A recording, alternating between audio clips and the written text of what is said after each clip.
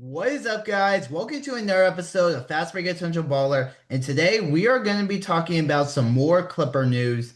So today, there were a few days ago. I'm sorry that this episode is a little bit delayed. I was pretty busy the last 2 days. I usually try to get my episodes out every Friday, but the last 2 days, last Friday and Saturday, I had a lot of things going on, like work and other things. So I got this episode out today. So thank you guys for waiting for this episode and let's get things started. So I'm pretty sure you guys heard about the newest news about the Kawhi situation. There is another allegation about Kawhi Leonard now from Pablo Torre, the person who started everything since last September. And of course, it was on his podcast Pablo Torre finds out. So he is claiming now that Kawhi had a hidden sponsorship worth millions of dollars with a company called Daktronics. So if you don't know what Daktronics is, it's pretty much a scoreboard manufacturer. I'm pretty sure you have seen many scoreboards made by Daktronics without realizing it.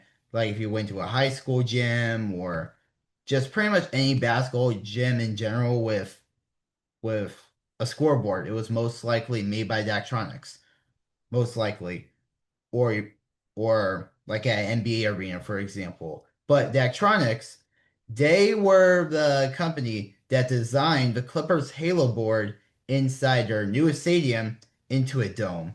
So Torre, he spoke to a person that was identified as a high-level source under a contract for Intuit Dome, and he said, quote, was 1,000% away to circumvent the salary cap. It was funneling money from the Clippers through Daktronics back to Kawhi. So that's what one person said who is apparently under contract for Intuit Dome. And whenever Pablo Torre speaks to these anonymous people, he pretty much uses a voice changer to pretty much have their identity hidden, but we don't know for sure if it is actually a person who is under contract for Into a Dome. That's what Pablo Torre is saying. This is all alleged for right now because this investigation is still going on, and just like in court, innocent until proven guilty. Another anonymous person from Pablo Torre, who claimed to be a former official for the Clippers, said that they knew about this situation with Kawhi having a deal with Daktronics. So that's pretty much a lot about what we know right now about this Daktronics situation. But this this just keeps piling up. So the original thing about the situation. It's been going on for 11 months now. And this Daktronics thing is pretty much another thing about possibly circumventing the salary cap. And this first investigation was about possibly circumventing the salary cap when Kawhi signed a $28 million deal in 2022 with a company called Aspiration. The Clippers also partnered with Aspiration, and it was supposed to be going into Intuit Dome, and they originally had a 23-year, $300 million deal with the Clippers, Aspiration. And Steve Ballmer invested a total of $60 million to Aspiration, but he said he was scammed. He was conned by the co-founder, Joe Sandberg, who is now in jail for 14 years because he pled guilty to 2 counts of wire fraud. And he defrauded investors and lenders out of 248 million. So that is a lot of money. And according to the CBA, with this situation, the Clippers could face punishments such as $7.5 million of fines and losing future draft picks, voiding Kawhi's contract, and suspensions for up to a year for any team personnel involved in this situation. So, what do I mean by team personnel?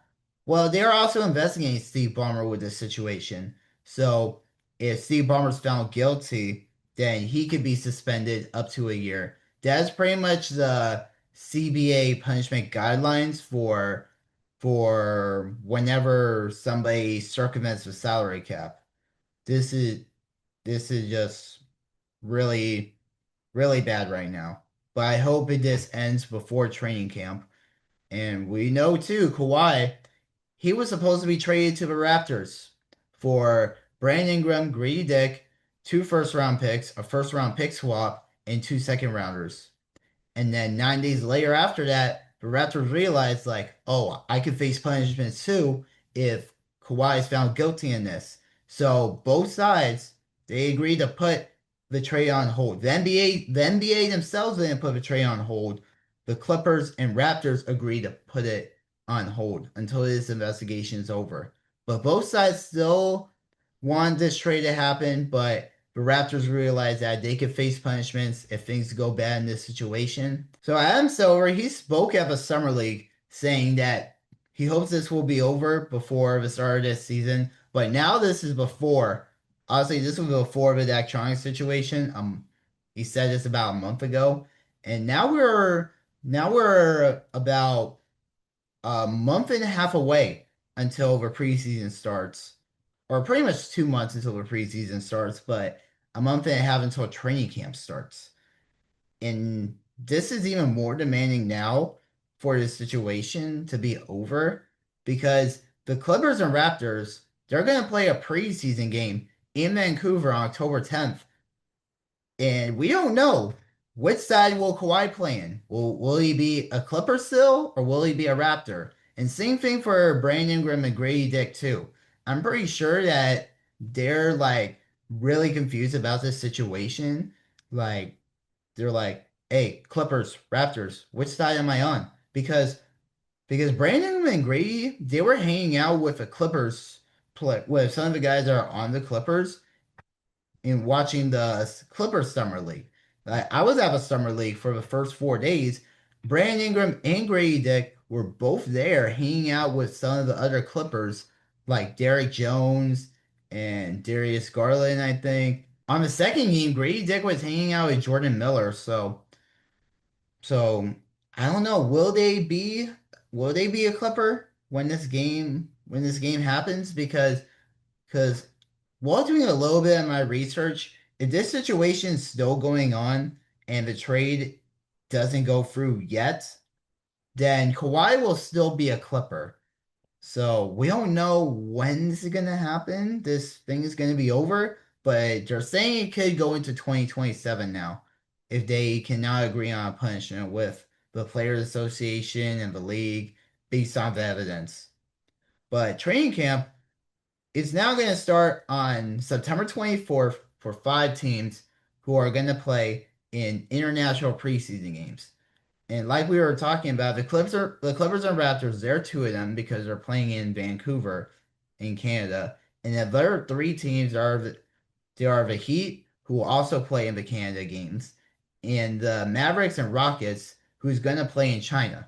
The other 25 teams, they will start their training camp 5 days later on September 29th. So we have some other Clipper news too. We have a new Clipper, and it is former Denver Nugget Jalen Pickett. So the Clippers signed him to a two-way deal. He's going into his 4th year in the league. He was on a 4-year rookie contract with the Nuggets, but they decided to decline his 4th-year team option, which made him a free agent. And he was a 32nd pick by the Indiana Pacers in the 2023 draft, but he was traded to the Nuggets that night. And he never really had consistent playing time in the rotation. I remember seeing him play when the Clippers would play the Nuggets, and he was pretty good. But I'm pretty sure he only had playing time in the rotation when there were players injured. And because of this signing with the Clippers, there was a problem. The Clippers, they already had 3 roster spots for two-way players, which is the maximum amount a team could have. And those players were the 55th pick in this year's draft, Nick Martinelli, Sean Pedulla, who had a really, really good summer league. We'll talk about that in a little bit. And 7'5", the only guy in the league right now who is taller than Victor Wembanyama, Jamarian Sharp. And one of those players has to get waived in order to make room for Pickett. So the Clippers, they had a decision to make. And I don't know if I really like this, but the Clippers waived Sean Pedulla to make room for Jalen Pickett. And I didn't think they really needed to pick up another guard on a two-way deal. Pickett is a guard. But Padula really had a good summer league, especially in the last two games when he had back-to-back double-doubles with points and assists.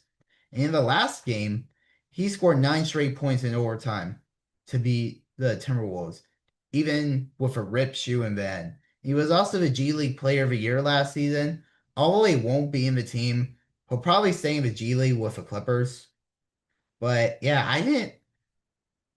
I thought Padula was going to stay on the team. Like probably overall Pickett is the better player and has more experience. Well, he definitely has more NBA experience like in the league because he did have some good games in the past in the NBA. And Padula, like I like him too, but I guess it just came down to more experience. But I hope Padula has an opportunity somewhere else. Or maybe he'll be back with the Clippers and he'll be killing it with the San Diego Clippers. So hopefully things go well, but I didn't really think we needed to pick up another player on a two-way deal. But Jalen Pickett, because of a player he is, I think it is a solid pickup, but I just didn't really like waiving Padula. But it wouldn't be right to waive Nick Marinelli, but maybe Jamarian Sharp, but we definitely need another big because of Yannick and Niederhauser out. Reports are saying that Yannick will probably be out till December or January because of that Les Frank injury that he had. So hopefully we'll be back as soon as possible, but we need him to be 100% though. So the Clippers bigs right now, Brooke Lopez and Isaiah Jackson. So hopefully that will keep them afloat. And Baba Miller too.